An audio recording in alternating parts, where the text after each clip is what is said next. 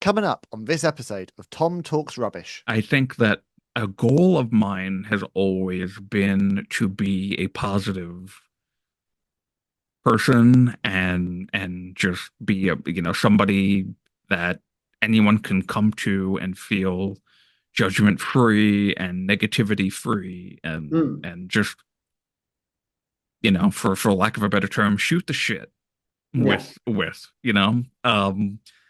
That's why I enjoyed doing this with JPJ so much because I feel like we really gel in that way.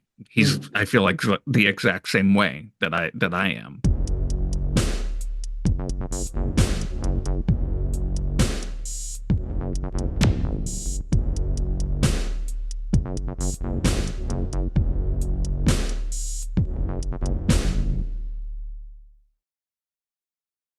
What's going on, guys? It's your boy, Tom Talks Rubbish, and stand back with another interview. This time, I'm joined by someone I've been trying to get back on the show for a while, and I'm really excited to have him back on.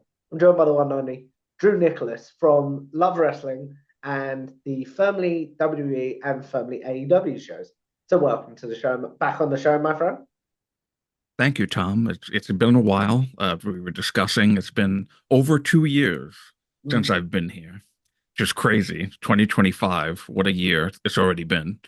Um, yeah. So I'm very very happy to finally be able to sit down and talk to you again. I'm very excited to have you back on.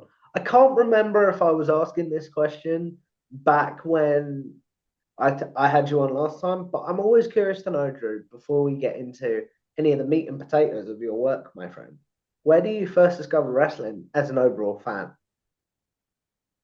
Yes, I believe you were asking this question, but I will, because it's been so long, I will answer it again because why not?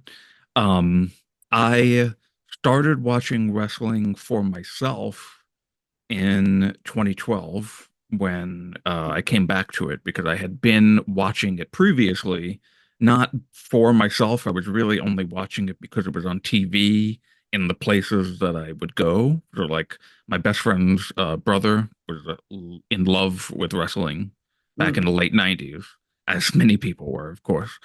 But I wasn't the one that was like, "Ooh, I gotta go and watch the latest Raw or pay-per-view or something." It was really just on TV when I started mm, watching it. It wasn't because I wanted it. So I took a long break between the late 90s and 2012. 2012 is when I just randomly was flipping channels one night after work and I came up to Raw, USA Network, and I saw John Cena in the ring. I was like, oh, mm. John, I know John from the Marine movies, and he was already doing some acting. And Brock Lesnar came out. This was the night after WrestleMania 28. Mm. Um, and he got bloodied, and they had a huge brawl. And I was like, oh, well, this hasn't changed at all. Of course, I didn't know, what was really going on because a lot of time had passed between the late 90s and 2012. Yeah. But yeah, so I started watching it again from there, and been I've been watching wrestling mostly every week since 2012 now for me, not because somebody else was kind of forcing me to watch wrestling.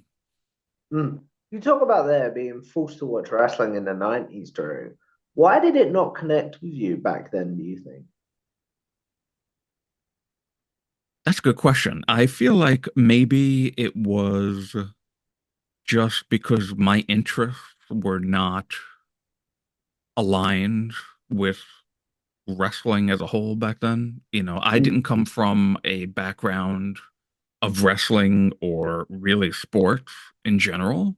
mm. So I I was kind of like a baseball kid. I was a baseball kid. I was a little basketball, but I played those sports when I was growing up, but it was not like, how some families like Sunday night, the big Football football Sundays, for game. example.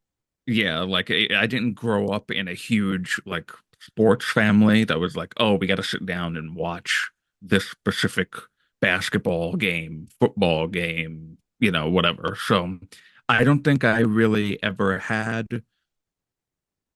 Now, when it comes to wrestling, because it was never in my mind, Mm. it was just, oh, okay, well, my best friend's brother watches this and it's on TV when I go there, if it was a Monday night or if it was a pay-per-view weekend, and it was just thrown upon me instead of Yeah, me. Yeah, so it never occurred to me to even the only one, though, there was one character though that I gravitated to more than any, and that was Mankind, because I believe I told the story on our first show that we did. Um, I had a like Mankind plush doll, a little Mankind plush doll at the time that I remember. I think it was just because that might have been one of the characters that I like, oh, I always enjoyed seeing them Mm. whenever he was in the ring or whenever he was talking. So, and I don't even know who got me that, but it's because it was so not anywhere in my brain or in my memory from the late 90s that I don't even know who got gave me that Yeah, yeah, doll. I get you. I don't I only remember wrestling being at my friend's house. That was it. When I came home, it was I couldn't even tell you because I don't remember. No, I understand what you're saying there completely, my friend. You talked about there gravitating towards Mankind in the 90s though and enjoying his work. A, why did he speak to you as a fan? But also B, is there a moment that maybe you've gone back and watched since you've become a fan that you're like, oh, I wish I was watching during this time and I wish I was hyped during this time? Yeah, so with Mankind, I think just it's really like that larger than life aspect to like so like Undertaker and Kane Mm. and those types of characters that you sort of just gravitate to when you're younger because you're fascinated. You're just Mm. fascinated by the aura and the charisma and the way that they speak, the way that they wrestle, just going along with any type of entertainment medium that you find, whether it be a superhero movie or something like that. So I think that was probably what gravitated me the most because if I remember at the time that I was watching, Yeah. uh, Undertaker had already been out of that first dead man run of his, and now he was in the corporation, the corporation character that he had. Is this So during that weird sort of hybrid dead man Undertaker thing where he cut that really weird me and Big Show snake skin boots promo? I don't know if you yeah, remember. yeah, it was during that time. So Mankind was just a big baby face back then, and I guess that was, with the mask and the way that he spoke, it was something that entertained me very much to the point that somebody went and bought me a Mankind plush doll. Okay, yeah. What was your thoughts on, just quickly, what was your thoughts on Mankind winning the title then on that Raw? What that put butts and seats, Drew? I I don't ever remember watching that live. I don't know if I watched it live. I probably didn't because I feel like I would have probably remembered that. But um that, and actually the second question that you asked, I would have loved to be more present in that era.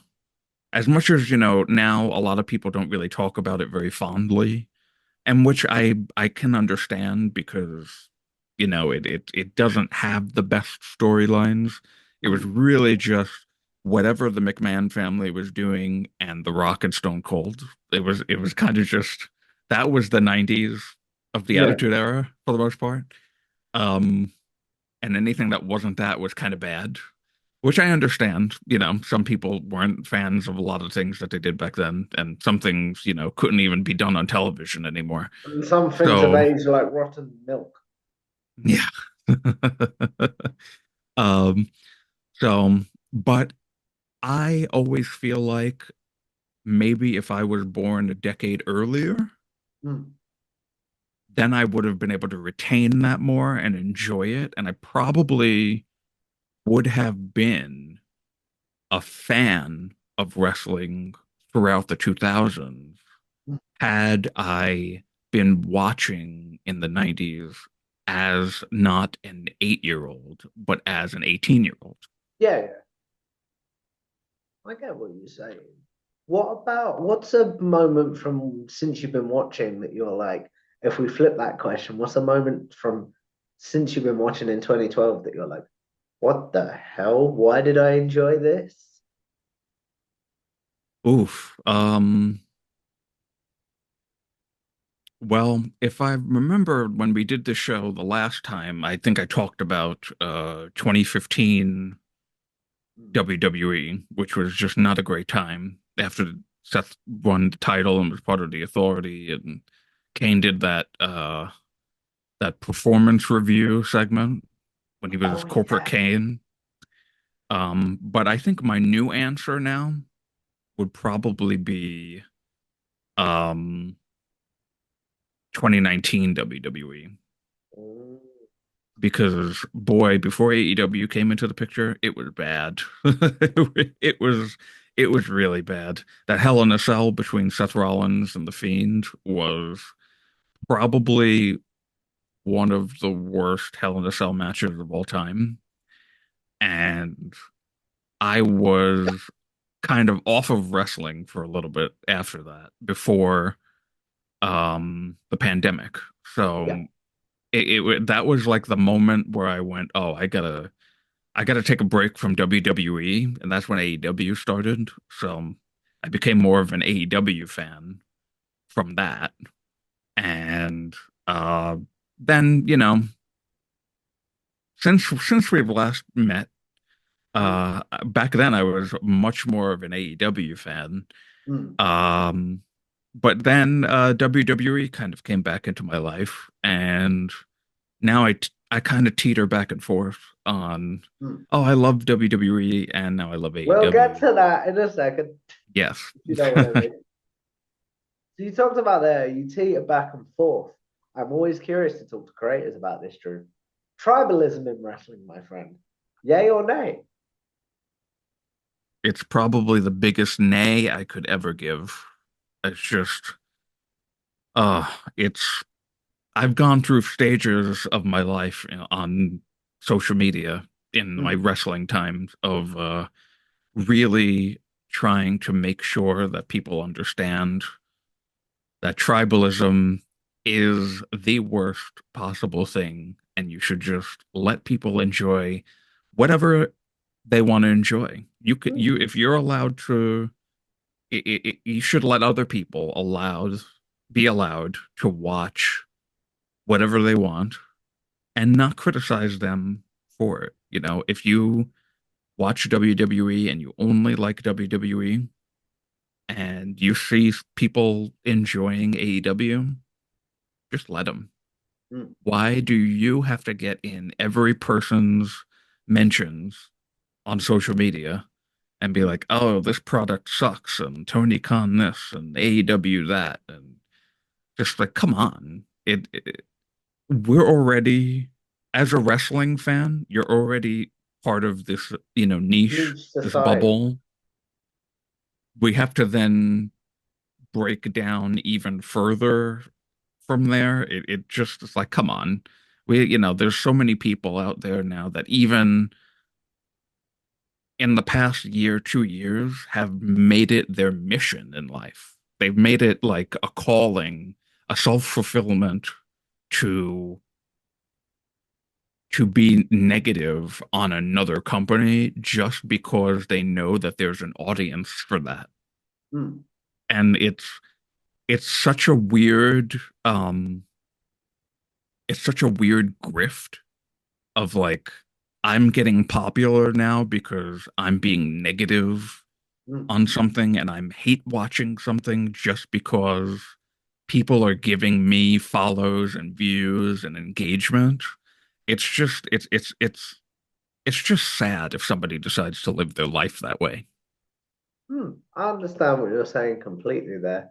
How do you balance them before we get into the big thing that I wanted to talk to you about today, Drew, and the firmly AEW stuff? How do you balance that sort of when you're reviewing AEW or when you're reviewing WWE? How do you and JPJ balance that sort of we want to be critical, but we don't want to make it seem like we're fanboys for the other side, for lack of a better word? Well, I think speaking for me at least personally, I know that and I believe I even talked about this recently on one of our Firmly shows. I have found it hard to be a little critical only because friends of ours in this wrestling space on Fightful and Love Wrestling and so many places out there have really come to be criticized themselves when they are critical of something.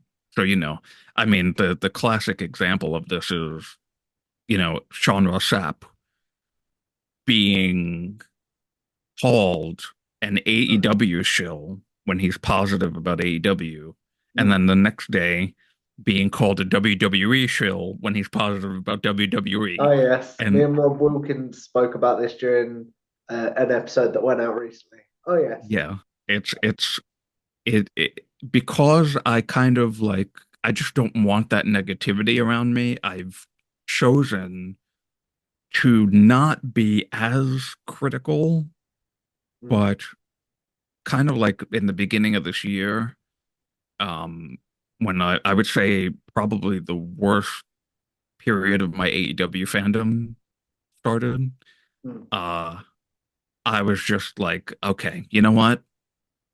Who cares what other people think? I'm just going to be critical, and I've gone on extensive rants now at this point on Oh, they're the highlight AEW, of the show yeah, sometimes.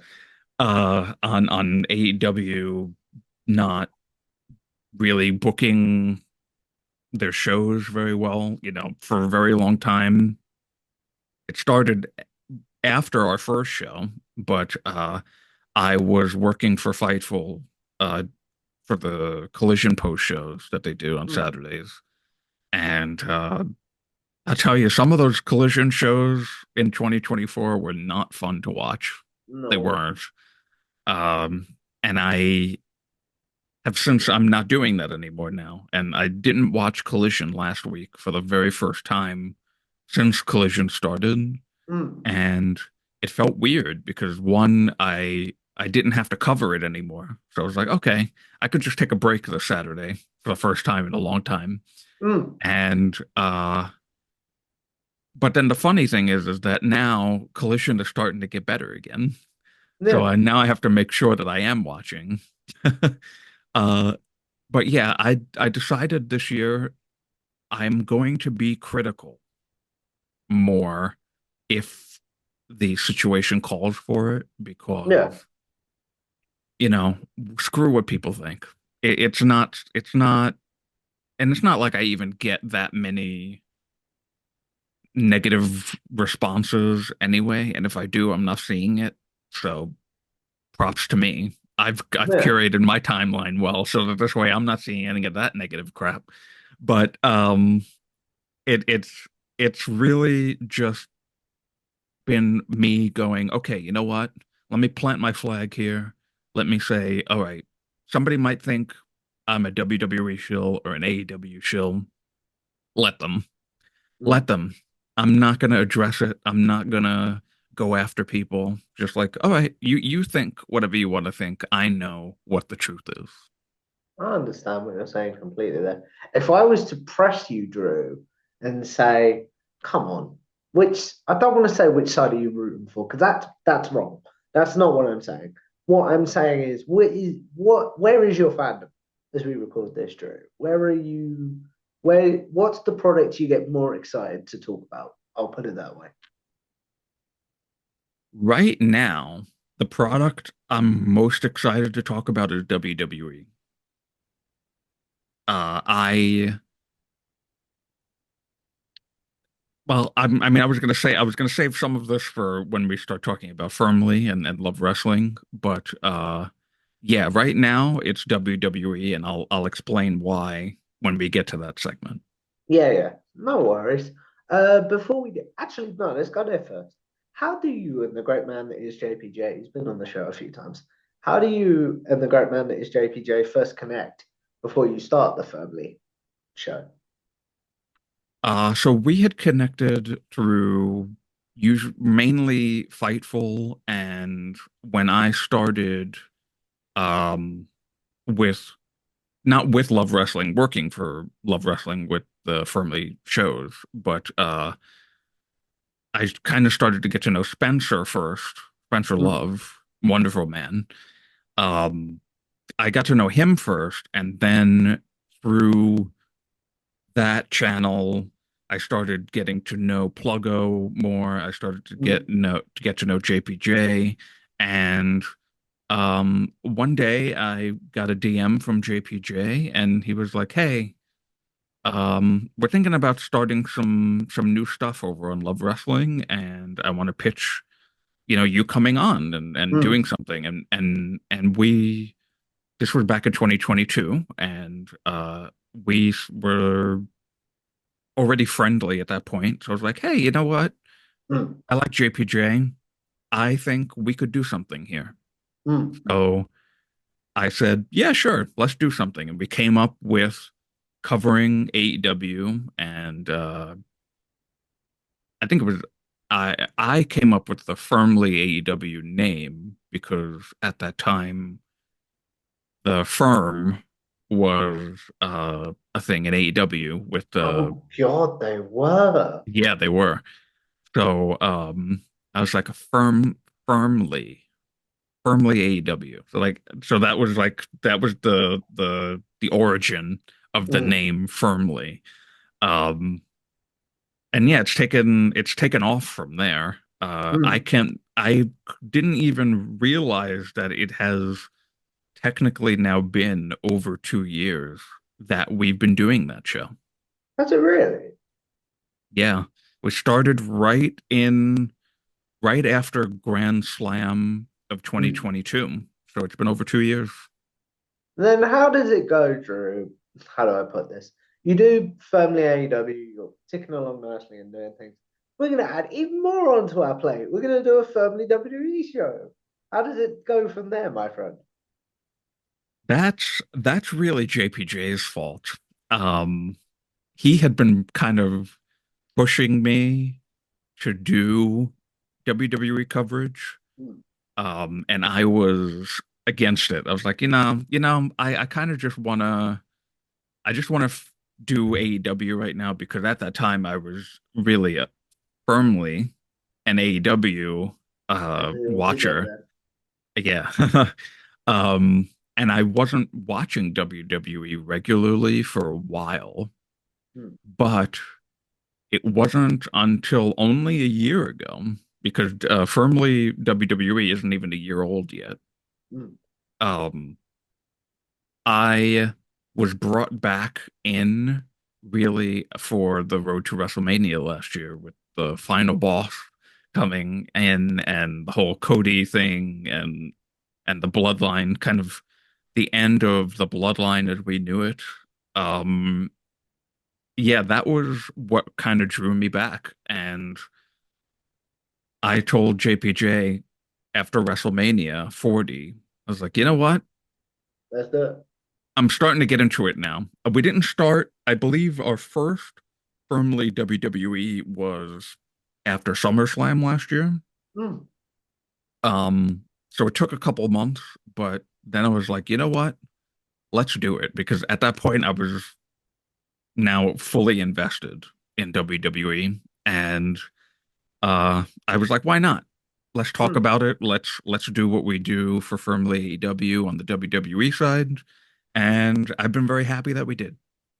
You talk about there being very happy that you did, Drew. What was the moment that you knew First of all, what was the moment that you knew, okay, firmly AEW is a hit? And then what was the moment you knew, okay, I think firmly WWE is going to be a hit too? Well, I don't like getting, pulling back the curtain on more of the business aspect of things, but for the first couple of months of firmly WWE, we were getting significantly more views, significantly, like Mm, in the hundreds more to firmly AEW. And that actually shocked me. I did not expect mm, us to get in sometimes almost 300 views on firmly WWE when we were starting. And I think it's because at that point, I realized, okay, firmly WWE is going to get hot because the WWE product right now is hot. mm. And everybody wants to talk about it. Everybody wants to hear other people talk about it because that's something that I've done in my own wrestling fandom is when something major happens, I'm like, ooh, what does Sean think of this? Or Yeah. what does the JPJ think of this? And what do so many people that I follow on social media, what does everybody think of this? So I go on YouTube and I search out other podcasts, and I'm like, oh, okay. Sometimes if like some major thing like, well, for perfect example, when CM Punk returned to Yeah. WWE, um, I wanted to see what other people's reactions were to that. So I was looking on YouTube at other people's live watch-alongs, and when that moment hit and his music played, just everybody jumping out of their seats and in reactions, and I like that stuff, which is why I know that there are other fans out there Mm. that enjoy the wrestling space and enjoy when people are giving their opinions on it. Because that's at the end of the day, Yeah. this is all a subjective media. Mm. It's just what I think, and you may not think the same thing, but right, kind of like going back to the tribalism thing we were talking Yeah. about.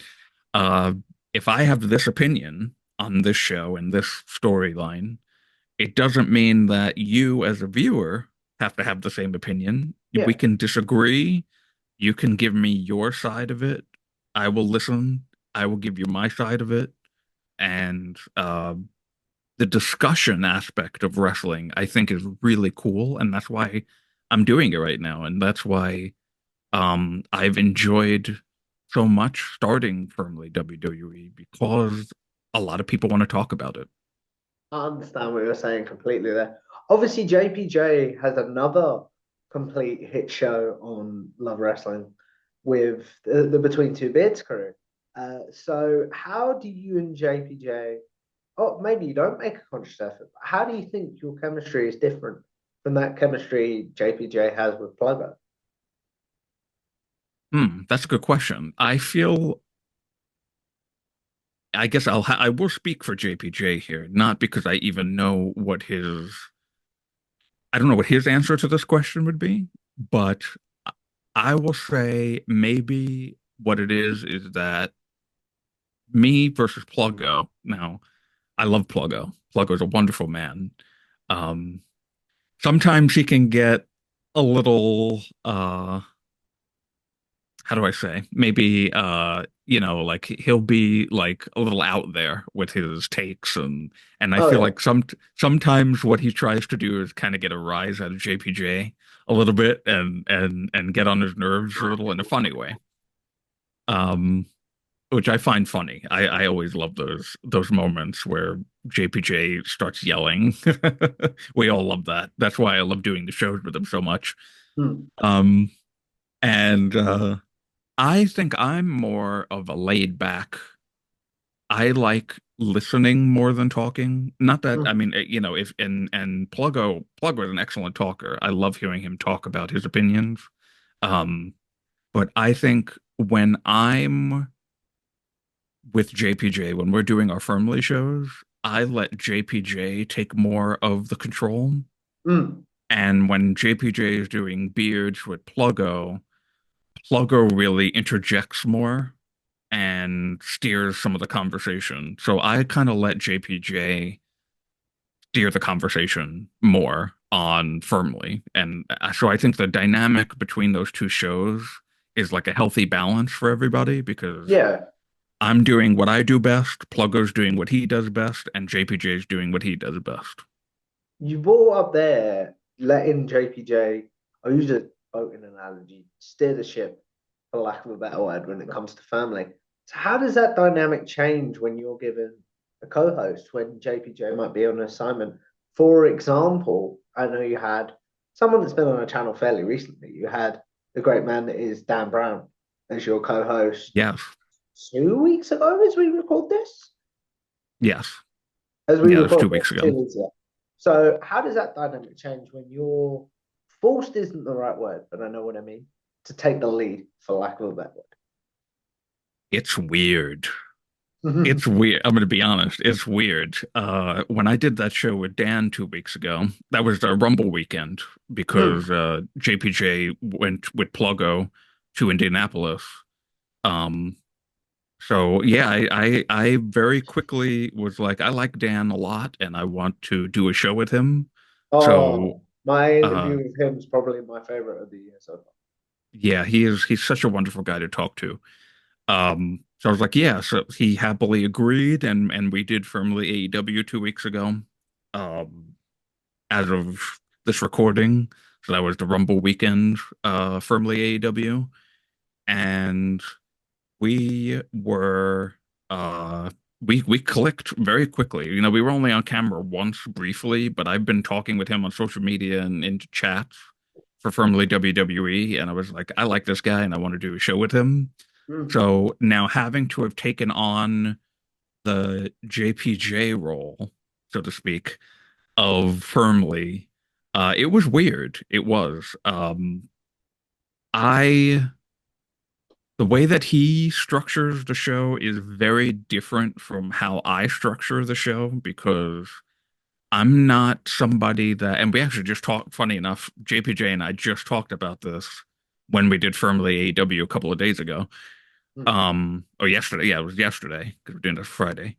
Um, I I don't really care about going segment by segment as it Chronologically. happens.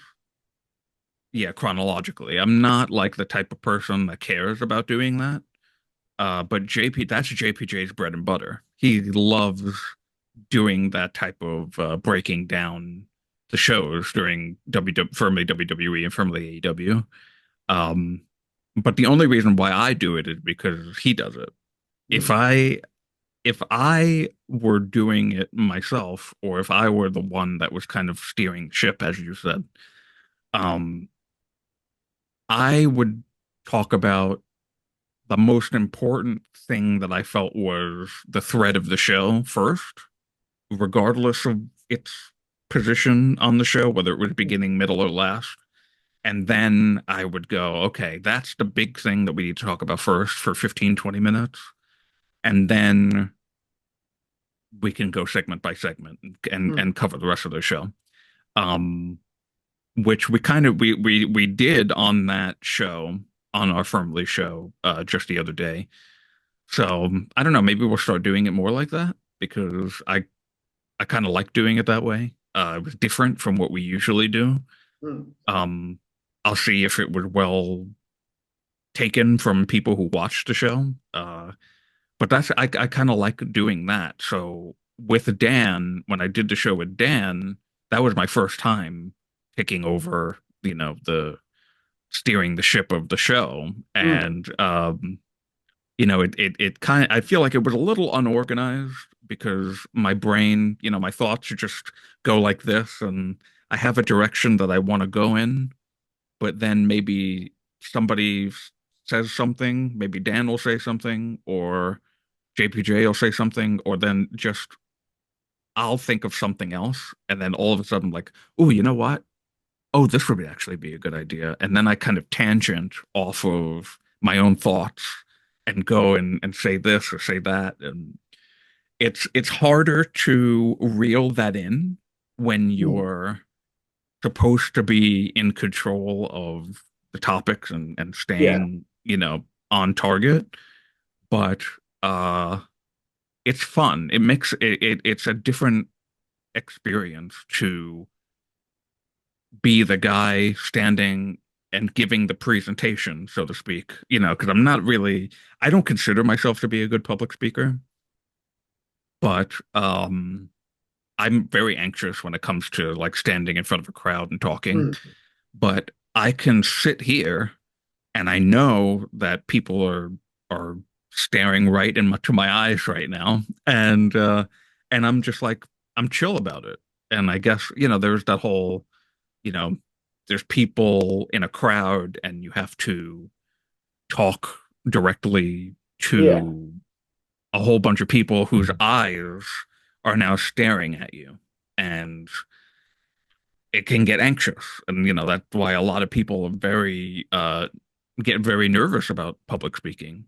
But if you know what you are talking about and you focus, you don't get too breaking off on all of your different thoughts that are going in your head, and you steer the ship the way you need to, it actually becomes a really fun thing to do. So I ironically, now that you mentioned that, this coming week of today's date is February 14th. Happy Valentine's Day, everyone. Way in advance. um this coming week, I need to be steering the ship again because JPJ is off for a week for the first time, and now Ah. I have to do both firmly WWE and firmly AEW, either by myself or with a co-host again. So uh that's going to be very interesting because I have not talked to anybody yet to Mm. see if they want to co-host with me. And um maybe I'll get Dan again if Dan's for WWE this time. Mm. Because I know that's his kind of like he's more of a fan of WWE. Um, but we'll see. And I'm actually looking forward to it. I'm excited to get back into that JPJ role and see if maybe it motivates me to break off and do some stuff on my own, like a lot of people have done. Mm. Understand what you're saying completely there. You talk about doing stuff on your own there, Drew. What is your goal then within this space, shall we say, before we talk about some more of your work and things like that? I'm gonna be honest with you, I have no idea. I do not know what I'll say what my goal is for this space is to just get my wrestling opinions out there the way that so many others do, and while I've already formed a lot of friendships from wrestling, I look forward to meeting more people. We get more people, newer fans of the Firmly brand over on Love Wrestling. Almost every show we get at least one Mm. new person come in. We just had a new person on Firmly AEW yesterday come into our channel and start chatting for the first time. A recent wrestling fan too at that. So that was really exciting. And now I have people who I regularly talk to from all parts of the world because Mm. of this. And I think that a goal of mine has always been to be a positive person and just be somebody that anyone can come to and feel judgment free and negativity free, Mm. and just for lack of a better term, shoot the shit Yeah. with that's why I enjoyed doing this with JPJ so much, because I feel like we really gel in that way. Mm. I feel like the exact same way that I am. Mm. Um, so I would say that would be my primary goal. Um, But right now, I don't know what else. If I were to do something on my own, I wouldn't even know if I want to do something wrestling related. I might just want Yeah, to do something completely different. I understand what you're saying completely there. Talk about having a lot of friends in this space, Drew. Who is the person that you're like, I talk to you all the time as a friend. I'd love to work with you in the wrestling media space at this point. Oh, thanks. I have had, some people. I don't take that many. I don't get that many requests these days to like, hey, I want to have you on and do something like a more steady show, more of like a guest spot. Over the past year and a half, I've been on True Heel Heat. I've been on some Fightful shows that weren't the shows that I was covering, whether it be a watch along or the Christmas stream that we did last year. That was really Mm, fun. Um, and I'm kind of okay with that, because I have a lot of stuff that I do outside of the wrestling space, and mm, sometimes I'm just like, you know what? I just need to not, I just don't need to do, I don't need to watch a certain show to talk about it because mm, it's like, you know what? As much as I love giving my opinion on things, I would say there's a real big part of me that is completely fine with shutting up. mm. I I understand. yeah, I'm the type of person that you give me a show and I'll happily jump on and I'll happily give my opinions on things or I'll, tweet about them on Twitter or whatnot, but I'm also totally fine with not talking about a certain subject because I just don't frankly care to give my opinion on something. It's nice when you can be supported in that too. Because, there's a lot of people that are just like, hey, you know what? It's okay to take a step back. It's Mm, okay to just not give your opinion on something. And so I'm kind of like in a way thankful that people don't come to me to be like, hey, I want to do a show with you. Hey, come on our show. Hey, do this and whatever. Because sorry. I I am just like, you know what? I don't while I would say like when we f did our first show, like back in 2022, and back then, I was like, yeah, put me on everything. I want to be on everyone's show. I want to give my opinion on this. I want to talk to that person. I want to be here and there and Mm, whatever. Um, but over 2 years later, now I'm just like, I got my firmly AEW and firmly WWE. I may jump on between two beards. I might jump on the brunch gimmick that we do on Love Wrestling. I might, do one or two little fightful things here or there. the occasional Um, conversation with me when we can pin each other down, sort of thing. yeah, right. Come and do your show. Um, I still do a Roundtable Pro Wrestling podcast shows as well, which I think I kind of like had just started back then when we did our first show, Mm, like within like a couple months. And so I still do work with them, and I have this good niche right now. I'm like, yeah, I like it because sometimes like with what happened with AEW and myself, mm, kind of like mid last year, not even mid last year, I'll say like around October to around now, where it's starting to get better. mm. Sometimes I just don't want to watch a show and I don't want to talk about a show. Uh, but I was doing that with Collision for a while when it came to firmly AEW, to the point that sometimes we don't even talk about Collision. But Yeah. now we're starting to talk about Collision again because it's getting hot. So I'm totally okay with not talking about something if I don't have a favorable opinion on it, because I just don't want to add to the negativity that's out there. Mm. That's really, really cool. And since you don't do a lot of shows, Drew, I do appreciate you giving up your time to do my little show. I'm not gonna lie. I'm honored to be here. Thank you very much. How do you deal then? It sort of sounds like you've talked about it a little bit. how do you deal with burnout, Drew, as a creator when it comes to like, because you have to keep your eye, at least your eye on everything, because you do a recap show about WWE, you do one about AEW and things like the two biggest promotions. So how do you avoid burnout as a fan and as a creator? Um, I I think part of avoiding burnout is just not giving your opinion on everything. Mm, Because what I like what I'd like people to do is come to firmly WWE, come to firmly AEW, and hear what I have to think about something for the first mm, time.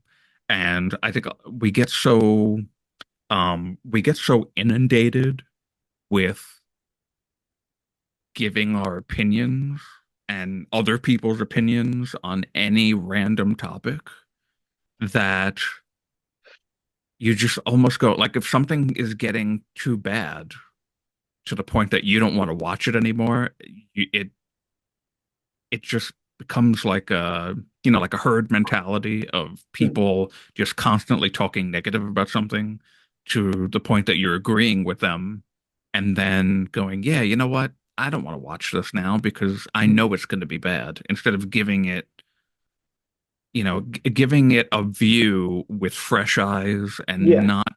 not having, the opinions of 10 plus people going on in your brain. Like, oh, I know this person says negative about this storyline and this person says negative about this person. Um, it's nice to just watch something and have a thought about it organically Mm, without talking to somebody else. mm. And I think a good way to avoid burnout is to sometimes take a step back, maybe on like a weekend. Maybe, there's a show, and there could be a pay-per-view, a PLE, and you know that it's going to be the big talk on your timeline. Maybe you just don't go on social media that day, Mm. and you just watch the show without because sometimes people there's another problem that you can find a lot is that you tend to get spoiled on what's happening before it Yeah. happens. So it's nice to just be off of social media and watch something on your own, maybe or with somebody else if you have friends who watch wrestling and not have that constant opinion, and it doesn't even have to be a negative opinion, but Yeah. I think if you get so inundated with something, it starts to weigh on you. And then you go, well, now I have to watch Raw and I have to watch SmackDown and then I have to watch Dynamite and I have to watch Collision and you can't get away from it. So I think by taking yourself out of spaces like that sometimes gives you a a nice kind of refresh Mm. and then you don't get burned out. And I think I've been able to successfully do that. Although sometimes I start I start a firmly AW or firmly WWE. I'm like, I just don't want to talk about this thing that we have to talk about because I've seen everyone's opinion on it already, and I Yeah. already have the same opinion. So is somebody going to want to watch at this particular time and just hear me say the same thing that 20 other people have said?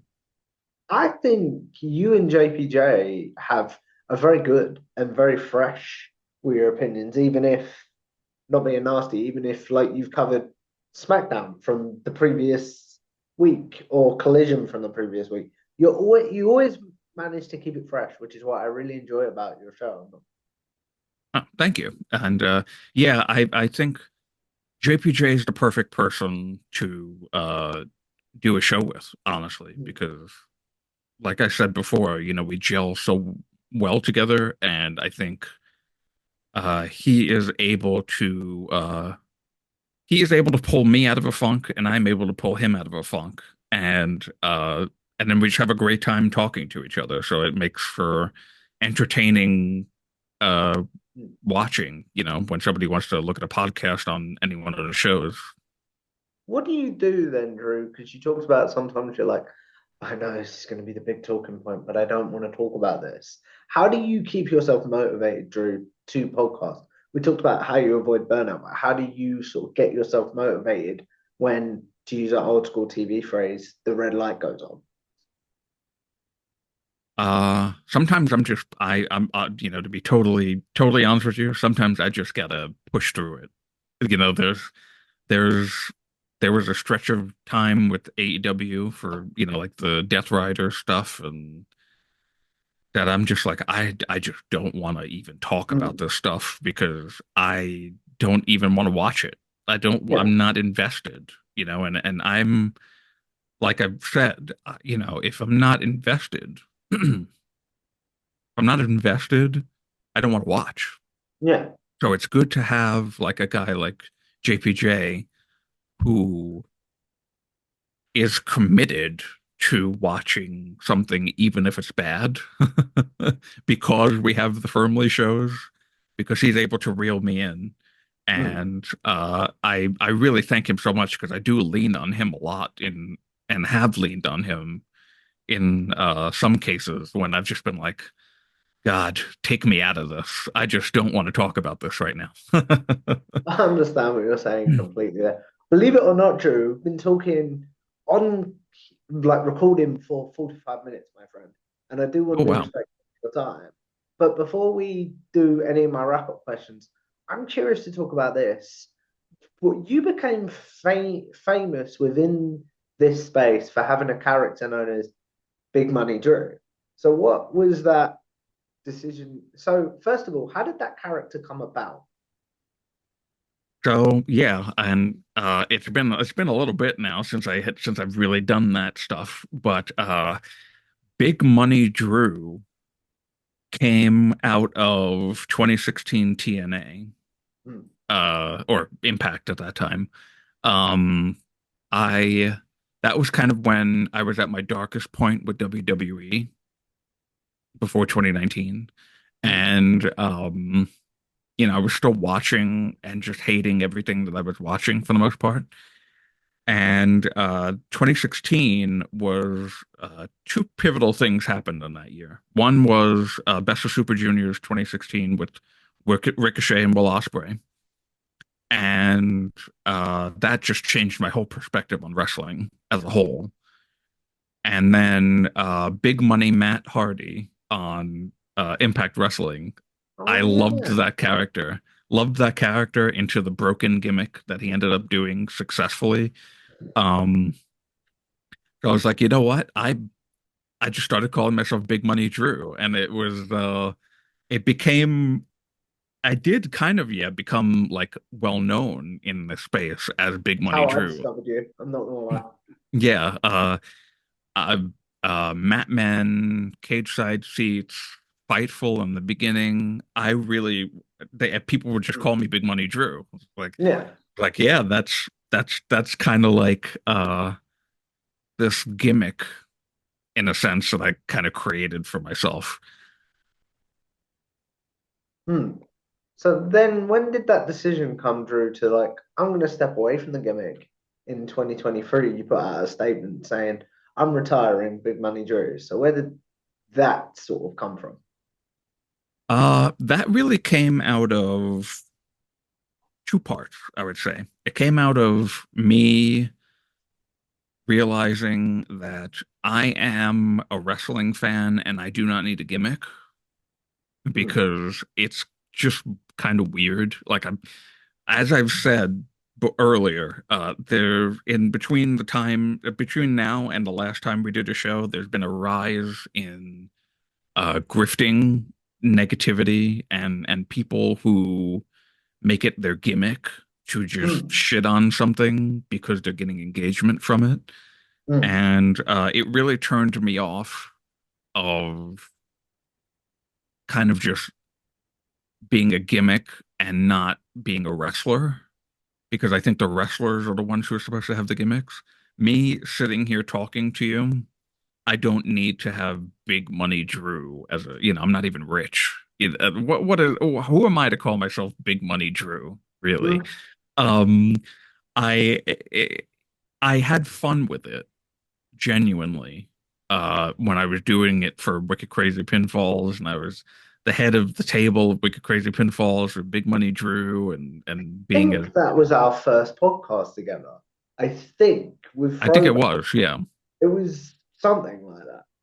Yeah, with Throwback, and it was it was a lot of fun to do, but I don't need to be that person anymore because I think to kind of like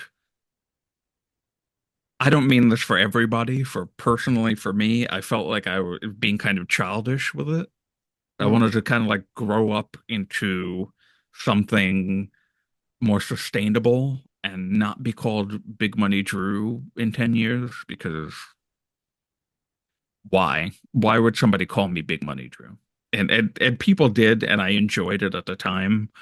Um, but with the rise in grifting and being negative about things, it kind of turned me off more. So I was like, you know what?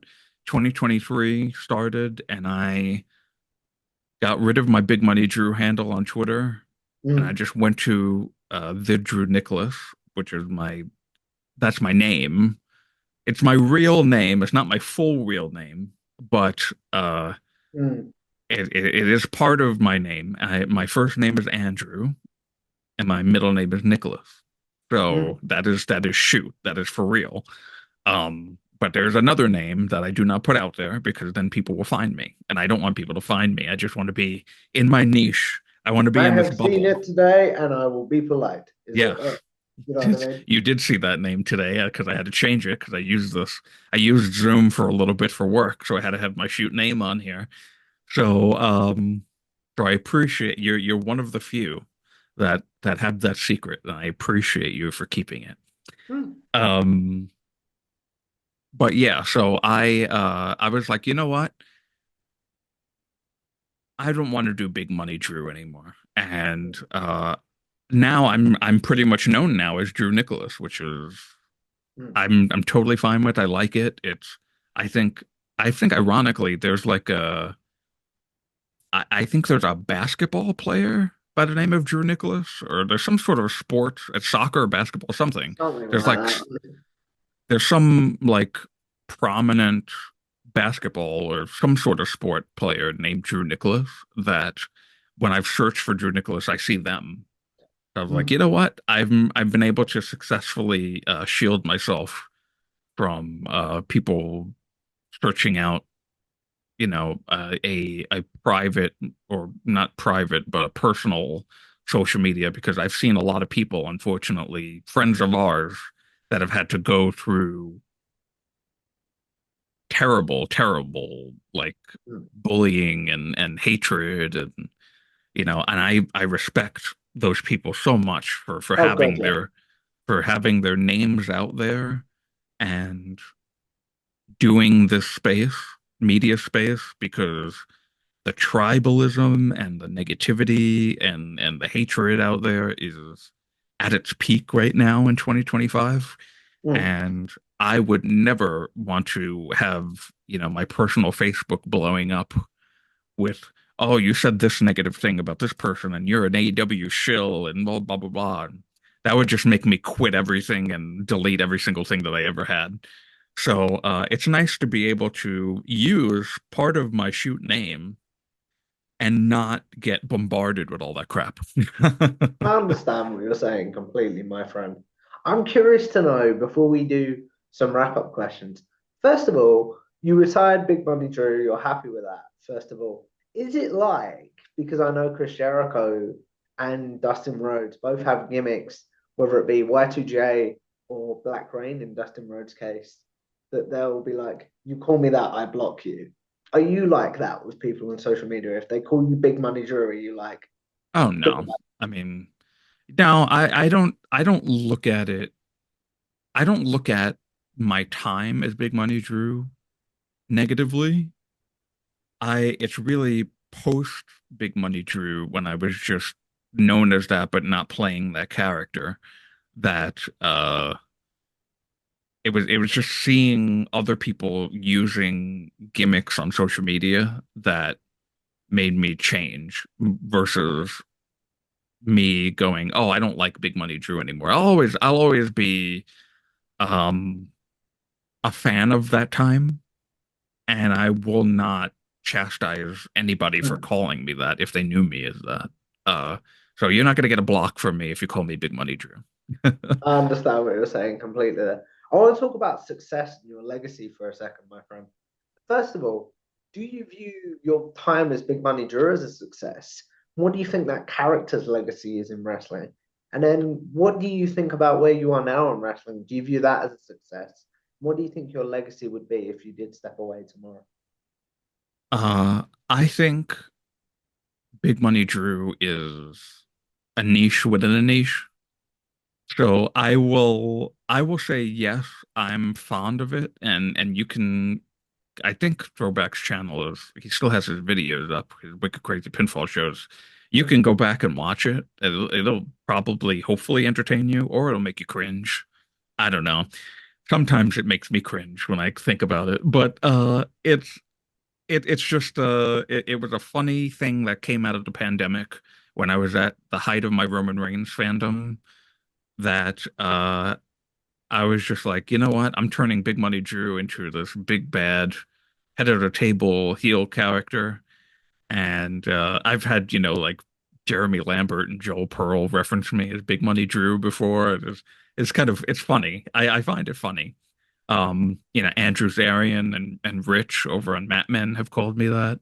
Hmm. Um, so I do I find it I look back on it fondly for the most part. Um, and hopefully the people that I cut promos on look back on it fondly as well and don't hate me.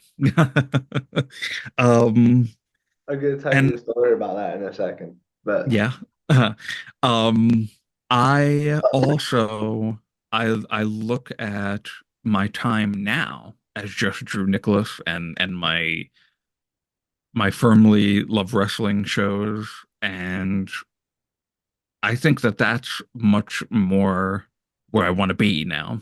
I'm very happy to be doing this, and the lasting legacy of this will hopefully be that I was, if God forbid I was not doing this anymore tomorrow, hmm.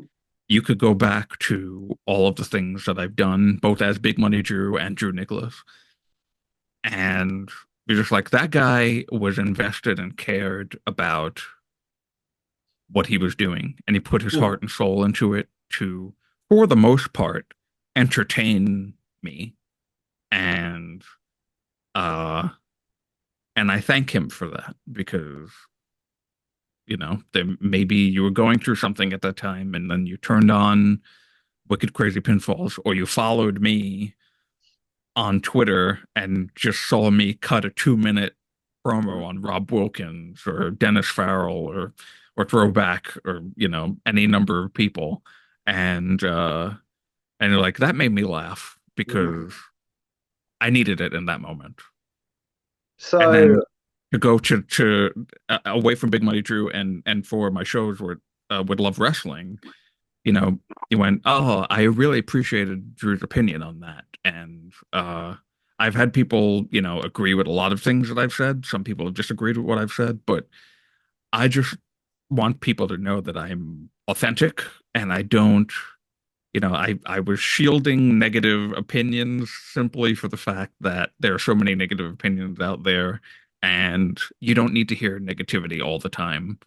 So hopefully, my lasting legacy in this space as of today is Drew Nicholas is a cool guy that you can just shoot the shit with and is chill and won't give you any judgment for liking what you liked. that's really, really cool. Just quickly, as I know we've been talking for a while, and I do want to be respectful of your time, my friend. I'm I've told Throwback this story. When I first got into this space as a creator, I was very off social media, very sort of didn't use X or things like that. So one day when Throwback invited me on the show, I was like, cool. no disrespect, didn't know who you were, but thought be cool to collaborate with someone else. Do you know what I mean? And then Right. you cut this 2 minute promo on me, and I'm like, is this guy in character? I didn't know what Big Money Drew was back then, but I thought it was really funny back then, and it almost scarred me for the first time. I was like, did I offend him or something? Well, I deeply apologize for that. Well,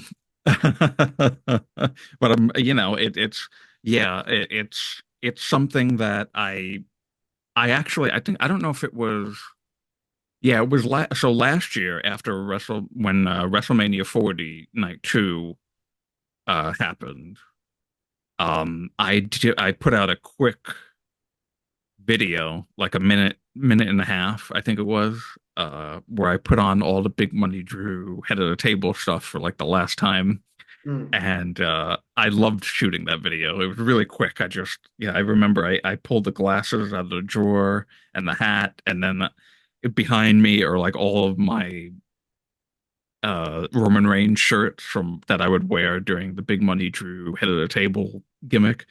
And it was really fun. I really enjoyed shooting that video because I knew that Roman Reigns' time as the head of the table was done. So it was just like that like a one last ride type of a video, just to support Roman Reigns while also knowing that Cody Rhodes was winning that night.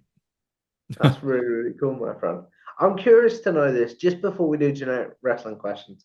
You were one of the OGs that was on this show that took a chance on me and things like that. So I'm curious to know, have I improved? What did you enjoy about this conversation? Everything in between.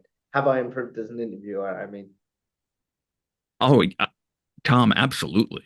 You really have. And I'll tell you, when I took a little bit of a look back at our first show that we did in 2022, and I think you have really grown into your interviewing role very, very well. The way that you're able to you pick up immediately on what somebody's saying and you know what question to ask. That is that is what great interviewers do. So I'll say you have really, really have improved. You have excelled in the space, and I'm really proud of you for that. I, because when I look back on that show, even at myself, I'm looking, I'm like, wow, I feel like when I'm looking at myself, I don't really know the direction that I want to go in. And hmm, then you ask a question, and there's like, that's the jumping point. And you even still, funny, just watching that and then coming back and doing this with you now, you're doing the same thing. I finish a sentence and you know exactly what question to ask. So you've been doing great, and I've really been proud of you, and I've loved watching your work. I really appreciate that, my friend. As we look at wrapping this up, Drew, we're going to do a segment that is a staple on this show called Generic Wrestling Questions. Those of you that have seen my interviews before will know so I'll ask Drew his favorite match, favorite pay-per-view card, such as Double or Nothing 2019, his favorite wrestler's entrance theme, favorite tag team, and favorite wrestler. Basically, the questions I assume you're asked on social media. So now you'll have a place to be like, guys, I have answered this. Please go watch this. So, what's your favorite match of all time? Okay. So I told Tom this before we started recording, but I went back and watched my first round of these questions, and Mhm. now I have a new set of answers because I didn't want to give the same ones. So I Yeah, was like, okay, so between 2022 and now, what is my favorite match? And I will tell you that my favorite match is Bryan Danielson versus Will Ospreay from last year. I believe it was either Revolution or Dynasty? Double or Nothing. Is that from Dynasty? I Oh, think. Dynasty, that's what it was. Yes, Mm. from Dynasty last year. That's my favorite match. The storytelling in that match and it really leading to Will Ospreay not doing the Tiger Driver and having to, that whole storyline. That became my favorite match. What about your favorite pay per view card, my friend? My favorite pay-per-view card would be last year's All In Mm, for a couple of reasons. One was the birth of the Mariah May heel character, really. I mean, she had just turned on Tony Storm and her winning the championship. And then, of course, my goat in this business, Bryan Danielson, mm. finally getting, I was praying for it, and it happened, as Drew McIntyre would say.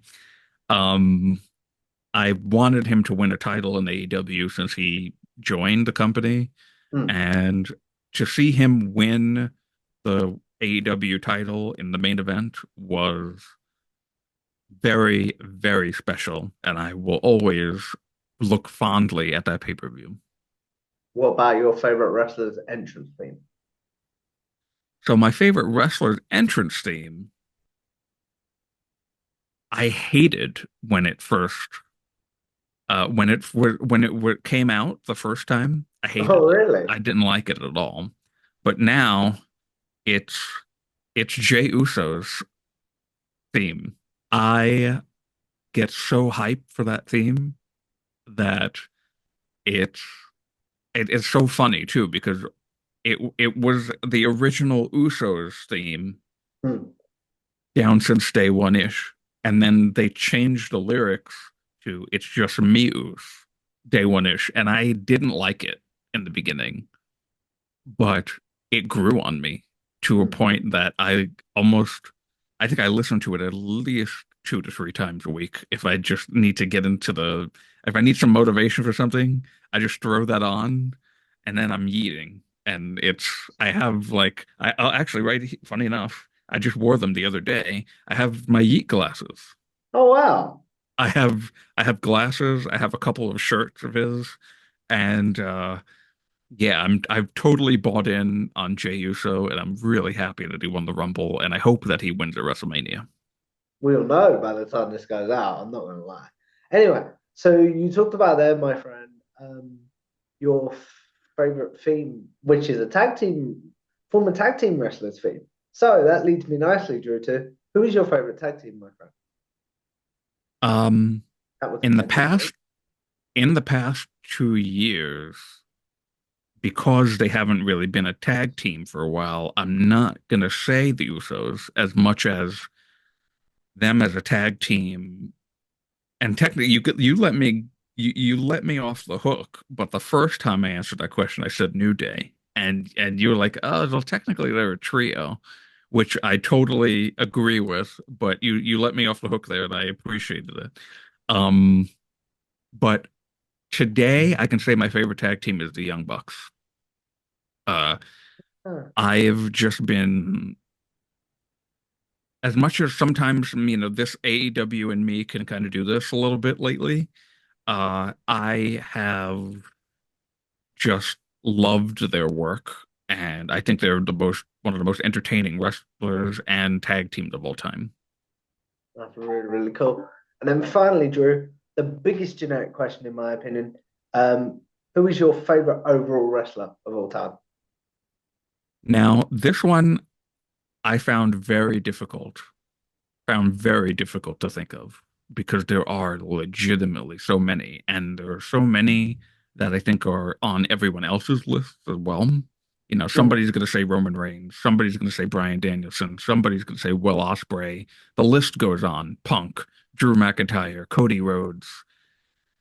But when I close my eyes, I really think of somebody that I am fully invested in right now, and every single thing that they do, it's Kevin Owens. Mm. I am just, I love this whole new heel run that Kevin's been on. Um, him as a heel, he's always like he's the one that is most rooted in truth, I feel. Like he's so believable in what he does that it's like, yeah, you know what? He turned heel on Cody Rhodes because Cody was a friend of his who at the time went to help his mortal enemy in Roman Reigns. Mm. And you know what? I believe it. I absolutely believe it. And he turned on Randy Orton. He's turned on Sami Zayn as of recently. Um, so yeah, it's like anything Kevin Owens does, I am 1,000% there. So I have to give him currently, he is my favorite wrestler. That's really, really cool, Drew. As we wrap this up, obviously, I want to say thank you for a great conversation. But the question I end this show on is I believe as YouTubers, podcasters, even just people with social media, we're all sort of going to live forever in a very, very weird way if you think about the word. So, what is one Right. piece of content you're like, please remember me for that? Then, what is one that you're like, yuck, please forget about that? Um, I I have to say I'm currently in love with what I'm doing with Love Wrestling right now. So firmly WWE, firmly AEW.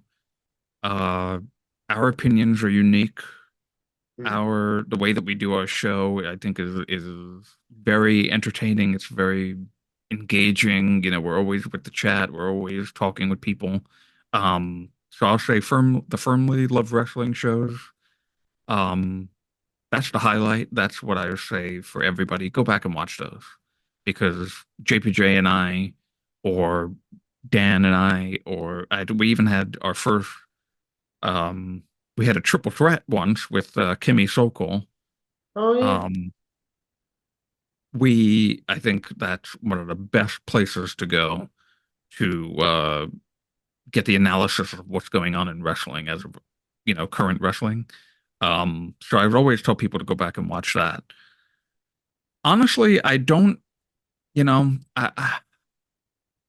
I don't really have something in my mind right now that I can say, don't see that because I don't want you to.